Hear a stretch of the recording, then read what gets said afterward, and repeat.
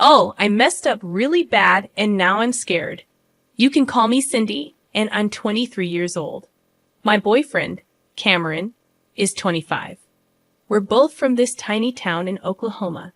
We kind of knew each other because he was a bit older, but we weren't close.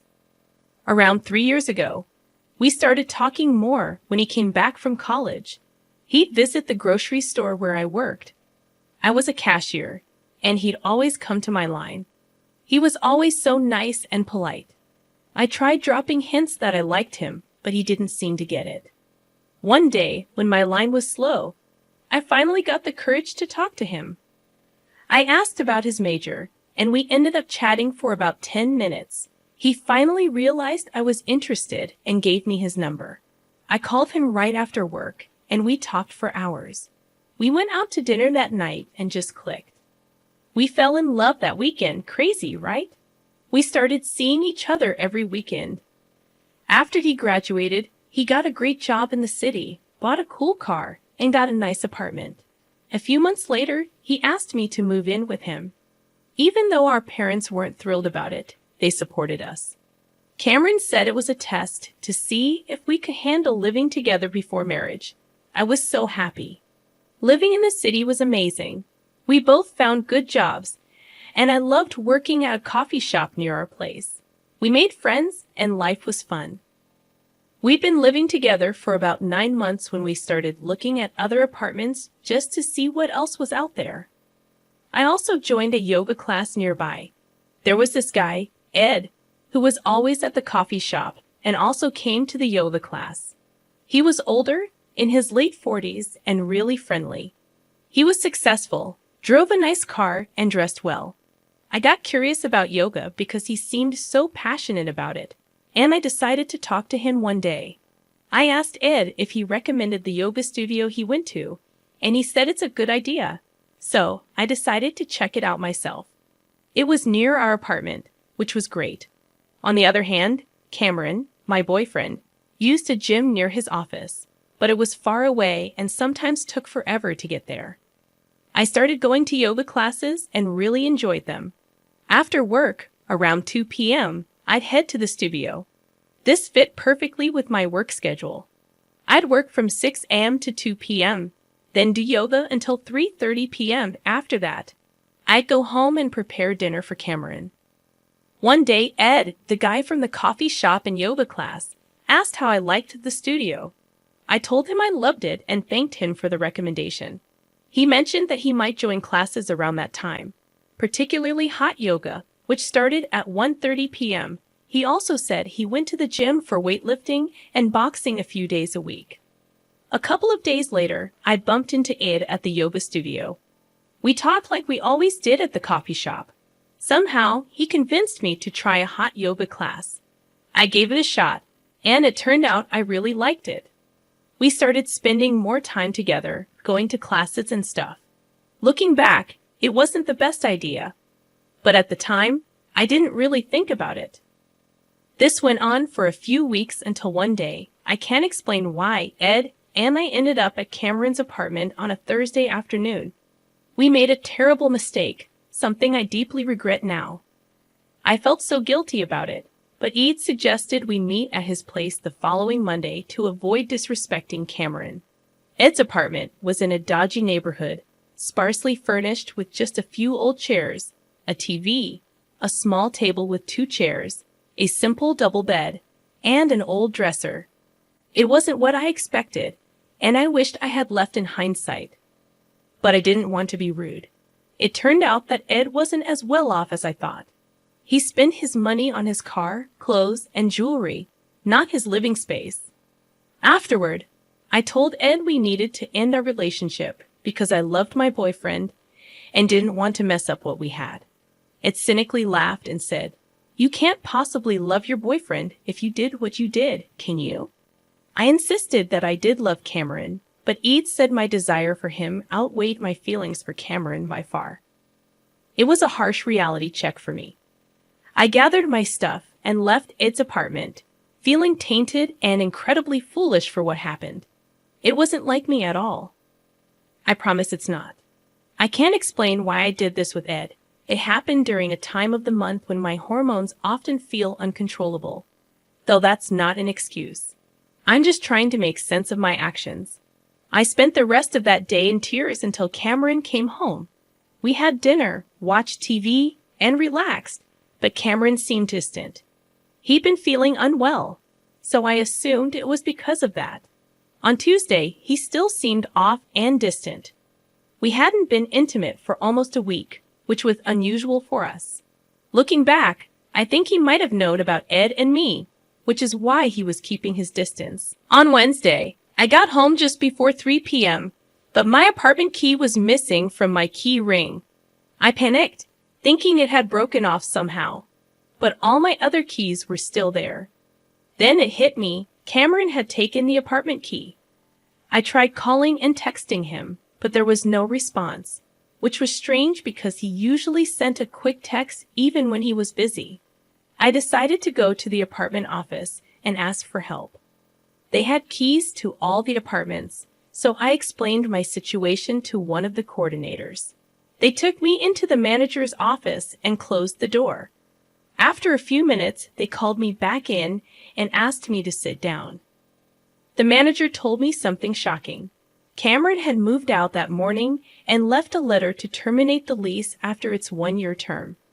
I couldn't believe it. I was devastated. They showed me the bags he left for me in their office, filled with my stuff and gifts I had bought for him over the years. It hit me that he must have known about Ed and me. And I fell apart in front of these kind ladies. They helped me carry the bags to my car and offered me water, snacks, and tissues. I sat in my car for over an hour, crying and trying to figure out what to do. I attempted to reach Cameron through calls and messages, but he didn't respond. I thought about staying in the vacant apartment until the lease ended, but he didn't reply to that either. I knew he was angry, but he hadn't blocked my calls, which gave me a glimmer of hope. I considered going to his office to talk to him, but I didn't want to cause a scene and risk his job. Instead, I drove around aimlessly for a while, unsure of where to go. Eventually, I checked into a hotel near our apartment, even though I couldn't afford it for long. I spent the night crying, wondering how Cameron had found out the truth. I hoped it was because Ed had told him, not because of hidden cameras in our apartment. The shame I felt was overwhelming. The next day, my mom called, furious after talking to Cameron's mother. She demanded to know what had happened, and I confessed. She yelled and screamed at me for over 45 minutes before hanging up abruptly.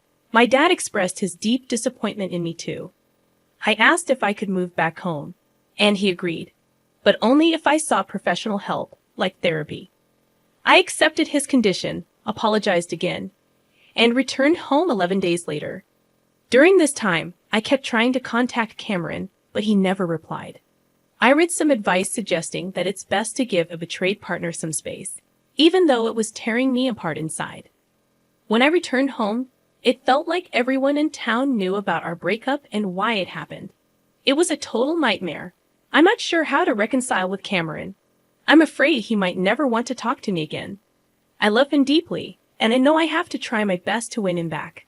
No matter what happens, I'll carry the regret of my actions for the rest of my life. I'm back home now, living with my parents, and I've taken a job as a cashier at a dollar store. It seems like everyone in town is still talking about me, and I can't help feeling incredibly embarrassed. People somehow found out that Ed was the person I cheated with, and they did some online research. To my shock, I discovered that Ed is actually 62 years old, not in his late 40s as I thought. Even worse, he has a criminal record going back 17 years, with articles about his past arrests and trials still available online. I could have easily found all this information with a simple online search, but I was too distracted to do so. I still find it hard to believe how I acted during that time. I feel like a complete fool. Not only did I betray the man I love, but I did it with someone who's far from admirable. I hope the town's gossip will die down in a few months because I can't bear living here much longer. It's taking a heavy toll on my mental well-being. Some days, I contemplate locking myself in my room and not facing the world.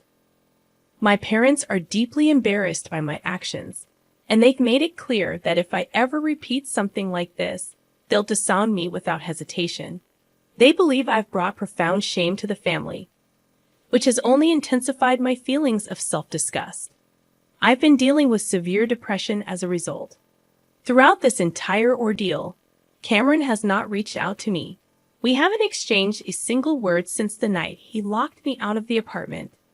I just wish he would pick up the phone and express his anger or any emotion.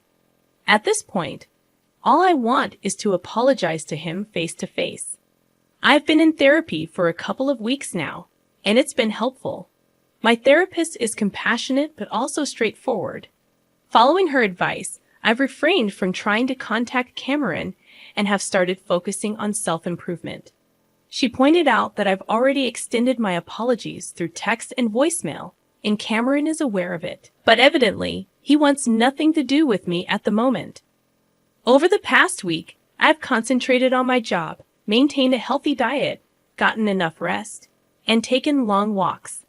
I do feel better, but I still miss my partner. I'm taking each day as it comes, hoping for a reconciliation with Cameron, but also preparing for the possibility that it may not happen. I have no intentions of dating anyone anytime soon, despite receiving requests from 4 customers at the store. My heart and mind are still firmly under Cameron's influence. I don't anticipate providing any further updates unless we manage to reunite. Best wishes, and thank you to all of you. I didn't get paid for my work, but we lived rent-free on our property, and I knew I'd inherit the majority ownership. It was a perfect family setup, and we all loved living here. My oldest was a 21-year-old girl, followed by a 20-year-old boy, a 17-year-old boy, and our youngest, a 15-year-old girl. Life was great, and my marriage with Connie was loving and happy. My job was good, and the farm was thriving. But about 3 years ago, my brother Bill got diagnosed with cancer. He didn't take care of himself well and only sought treatment when his symptoms got unbearable. He went through tough treatments, but he kept working. Sadly, Bill passed away earlier this year, and it was very emotional for all of us. Bill and I were close, and I helped him with various challenges he faced in life. Despite his issues, we loved him unconditionally. In Bill's will, he named me as the executor and left me 100% of his assets, including a bank account with over $70,000. I found something strange, though.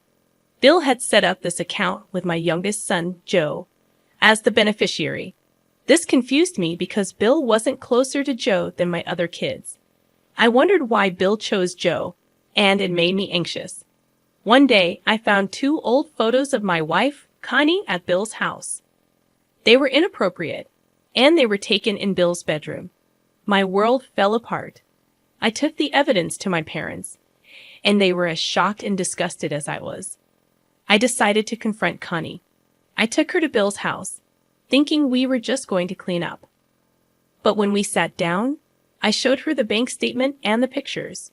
She looked at the statement, clearly surprised by the money Bill had saved. I knew there was much more to talk about, but I was devastated, and I needed time to figure out what to do. I asked Connie if she noticed anything odd on the bank statement, and she initially said no, just the amount. But then I urged her to read it aloud from the top. As she read, she saw Bill's name and the payable on death to Joe part, which made her realize that she was caught. I asked her if there was something she needed to confess, and she initially denied it, shaking her head. But after some persistence, she admitted to her affair with Bill 18 years ago. She explained that it was a stupid and selfish mistake that only lasted a couple of weeks. Connie claimed she had distanced herself from Bill since then, only interacting with him when other family members were around. I asked her if Joe was Bill's son, and she said no. She was certain he was mine, emphasizing that even if he wasn't, she considered him mine since I had raised him. I didn't show her any sympathy or comfort and left her to compose herself. After she cleaned up and came home, we slept in the same bed, but I refused her attempts to get close to me. The next day, I decided to divorce her, and I talked to my parents about it. They were shocked and couldn't believe what had happened. Connie begged me not to go through with it, but I was firm in my decision. Later, I met with a lawyer recommended by our farm attorney to begin the divorce process. We discussed the division of our assets and the possibility of spousal support due to Connie's lack of outside work. Money wasn't my main concern. I just wanted the marriage to end. I returned home and informed Connie of the attorney's advice, and she was upset. Then I told her I would talk to our kids about the situation that weekend, starting with Joe. He and I went to a creek on our farm, and I explained the situation to him. He was devastated and worried, especially about whether I would still love him if he wasn't my biological son. I assured him that I would always love him and that the issue was between his mother and me. The divorce was solely due to her affair and had nothing to do with him. We spent a couple of hours talking, and I mentioned that I would speak to his siblings next. After Joe told me he was ready to talk to his siblings, we all gathered by the pool, pretending everything was normal. However, my wife's odd behavior was evident, and our kids picked up on it right away. We spent the afternoon playing games, but the dark secret loomed. It was after dinner when Joe expressed his readiness to talk to his siblings. Unfortunately, they all had plans with friends that evening, so we decided to hold the conversation the next morning. As a family, we attended Sunday church services, returned home, and then I told the kids that I needed to speak with them privately on the back patio. My daughter inquired if their mom would be joining us, and I explained that she would meet with them later, causing some uneasiness among the kids. I shared the news with them, and their shocked reactions turned to disbelief, anger, and sadness. It was tough to see them process the information. I clarified my intention to divorce their mom, and they all started to cry. We had a lengthy conversation, and eventually they understood my decision. My daughter expressed her anger and reluctance to have anything to do with her mother. I informed them about getting DNA tests for each of them to determine their biological parentage, emphasizing that it wouldn't change my love for them, regardless of the results. That evening, their mom met with them to have an emotional conversation. I was outside but could overhear parts of their discussion. The kids expressed their love for her, but made it clear they would never see her the same way and might not forgive her for her actions, which was tough for her to hear.